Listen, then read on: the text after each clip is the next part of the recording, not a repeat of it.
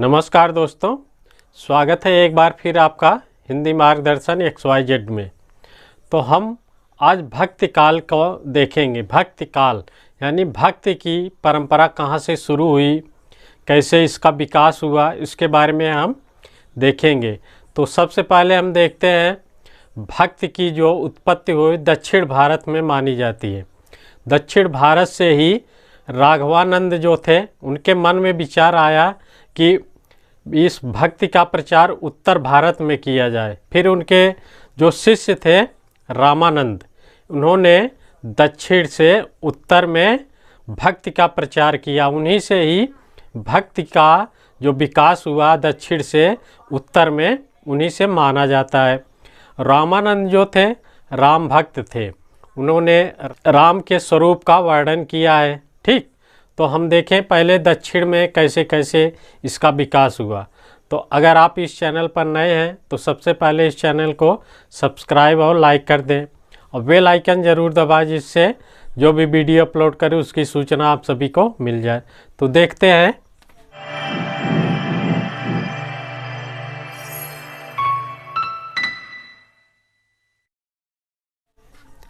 दक्षिण में भक्ति,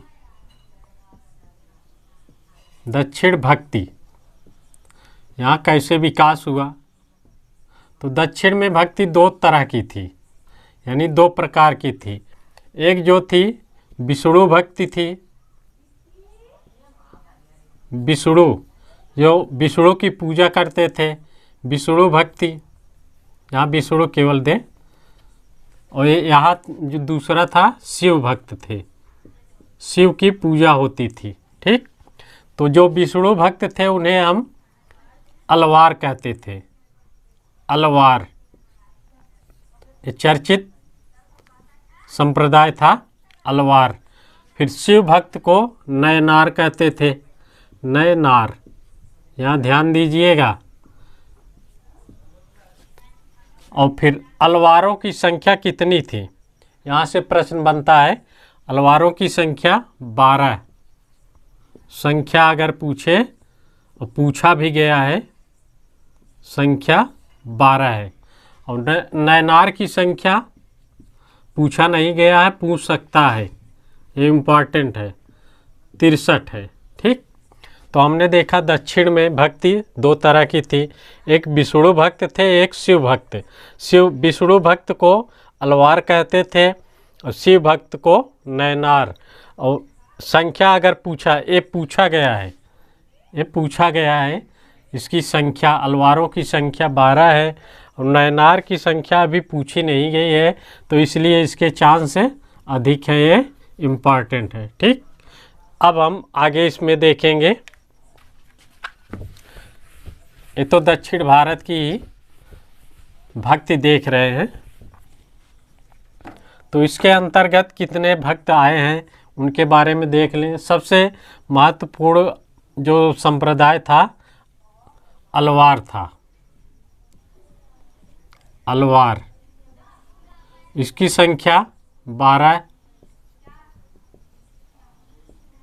तो इसी में देखेंगे पहले। ठीक, अलवार का अर्थ होता है, इसका अर्थ क्या होगा, ज्ञानी व्यक्ति। ज्ञानी व्यक्ति कहा जाता है। अलवारों का मानना था कि विष्णु की पूजा करने से हमें मोक्ष की प्राप्ति मिलती है। ठीक, एक अलवारों का कथन है कि अर्थ होता है ज्ञानी व्यक्ति। और इनकी भाषा अगर पूछे, दक्षिण में, तो दक्षिण में कौन सी भाषा है, तमिल भाषा। ठीक, इनकी भाषा अगर पूछे तमिल भाषा। अब संख्या देखें, 12 है, जिसमें कुछ इम्पॉर्टेंट है उसको हम देखेंगे, लेकिन नाम सबका जानते रहिएगा।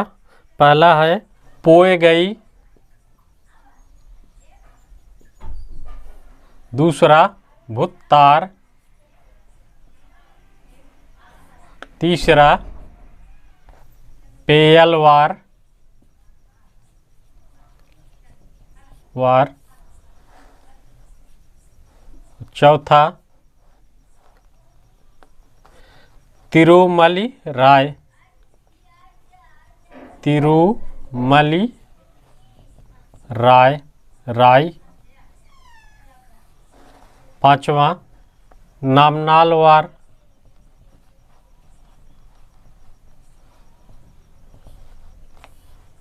छठवां मधुर कवि,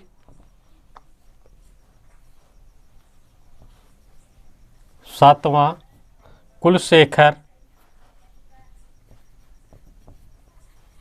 शेखर। आठवां पेरियालवार, यालवार। नौवां अंडाल या गोदा भक्तिन,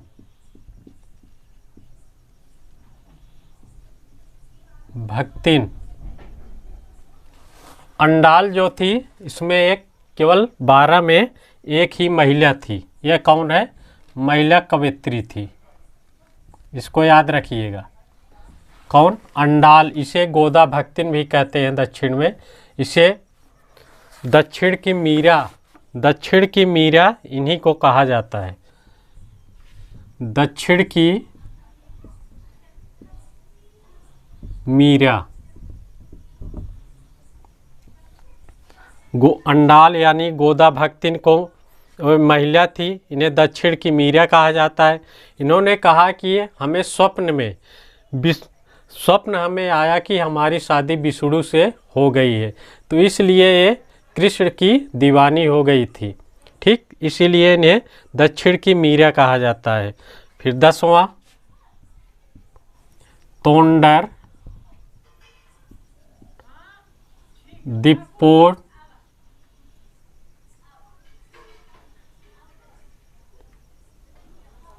पोड। 11 नाम उल्टे सीधे हैं क्योंकि ये दक्षिण के नाम हैं। ठीक, 11 तिरुपान, पान। 12 तिरुमंगई,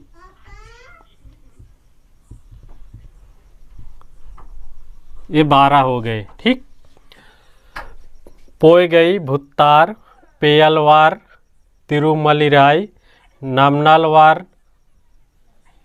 इन्हें चरण पादुका का अवतार कहते हैं।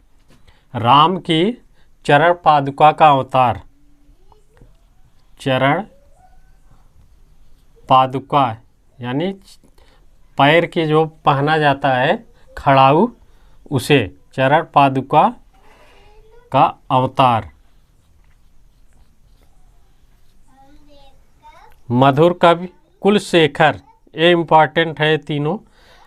कुलशेखर ने कहा जाता है कि कुलशेखर जो थे, इन्होंने जब सीता हरण का कथन सुना तो इन्होंने गुस्से में लंका पर चढ़ाई करने की आज्ञा दे दी थी कुलशेखर ने। ठीक, फिर पेरियालवार और अंडाल गोदा भक्तिन जो थी, फिर तोंडर तिरु, ये सब बस।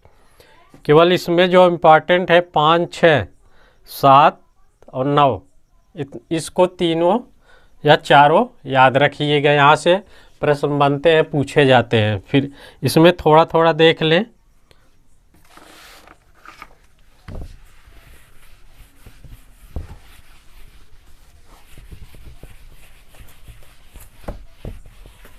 मधुर कवि,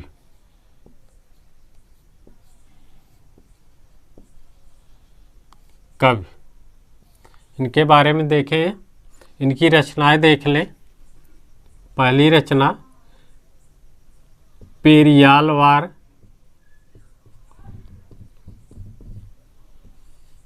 दूसरी तिरुपलांडु,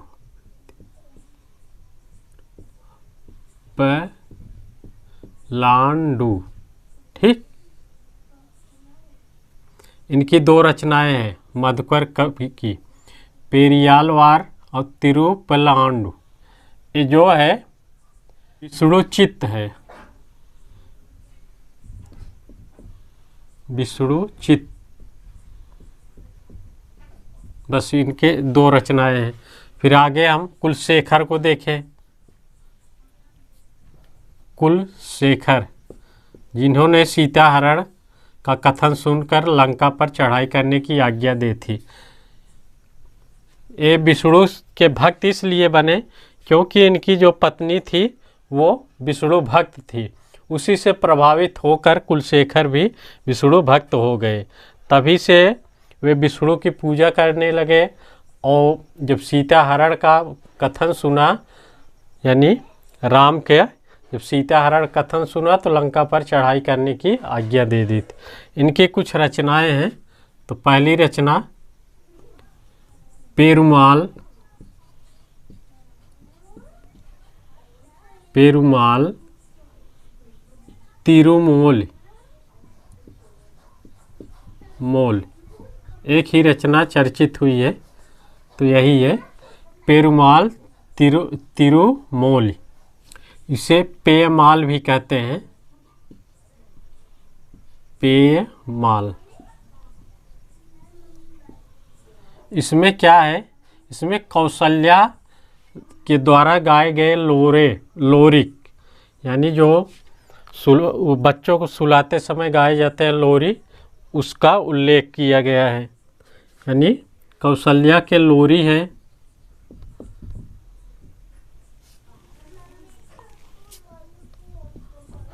कौशल्या के लोरी और दशरथ विलाप। दशरथ विलाप, ये जो प्रसंग हैं इतने मार्मिक हैं कि और कहीं इस तरह नहीं मिलता है। कौन कौन? कौशल्या लोरी और दशरथ विलाप। इसके जो ये 2 भाग हैं, ये सबसे महत्वपूर्ण इसमें है। ठीक, फिर आगे देखें अंडाल। इन्हीं को गोदा भक्तिन भी कहते हैं। भक्तिन,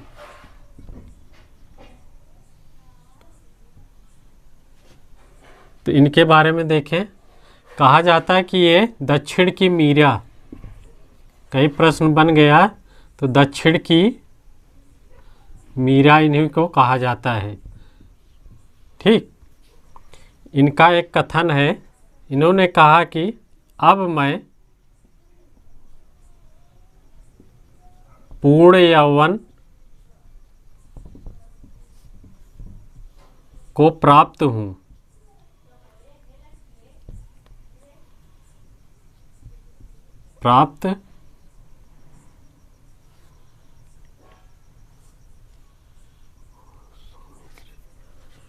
प्राप्त हूँ और स्वामी कृष्ण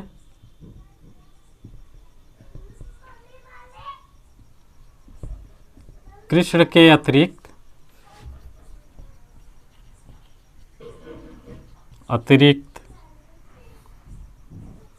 और किसी को अपना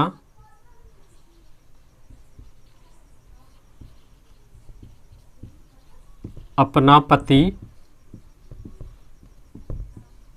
नहीं बना सकती।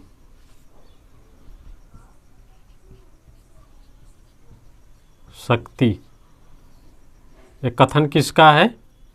गोदा भक्तिन का, जिसे दक्षिण की मीरा कहा जाता है। ठीक, यह हमने देखा दक्षिण में भक्ति के विकास का क्रम। एक है नामनाल वार। नामनाल वार,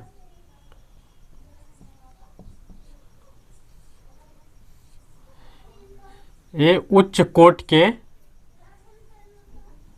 रहस्यवादी कवि थे। ये उच्च कोट के रहस्यवादी थे। ठीक, तो इन्हें पादुका का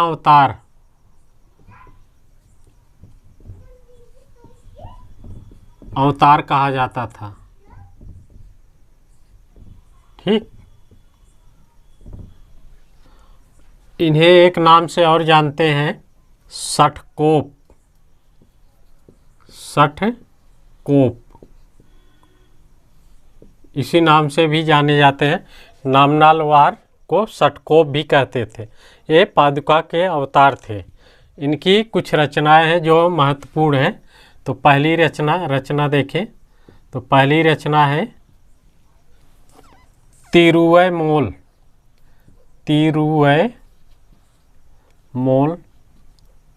या तिरुवायमोल।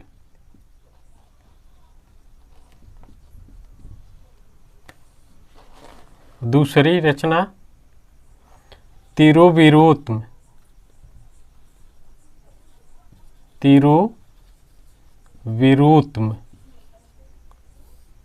तीसरी रचना तिरुवासिरियम।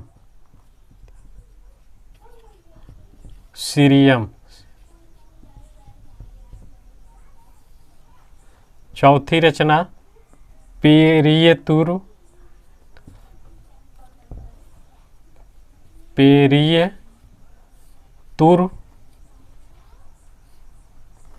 वंदादि।